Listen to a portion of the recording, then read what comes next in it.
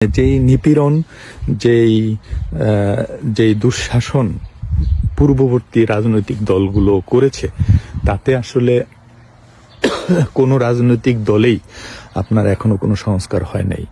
আর এরা সবাই আগের ট্রেডিশনে, আগের লোকজনই আছে। তো দলের কোনো দোষ নাই, দলের লোকজনেরই সব দোষ। এটাই স্বাভাবিক, কারণ দল তো একটা নাম, একটা আইডিয়া। আর সো বিএনপি আপনার এতদিন ক্ষমতায় ছিল না, আওয়ামী লীগ অনেক দুঃশাসন করছে, এর মানে এই না যে বিএনপি এসে সব ভালোগুলো করবে বা তার আগে সবই ভালো করছে, তা না। আগেরই তো লোকজন সব। সো তাদের লোকজন পাল্টাইতে হবে। বিএনপি বলেন বা অন্যান্য যে দলই বলেন, তাদের এই লোকজনকে রিশাফল করতে হবে, ভালো লোকদের তাদের দলে আনতে হবে, কমিটি চেঞ্জ করতে হবে, নেতা চেঞ্জ করতে হবে।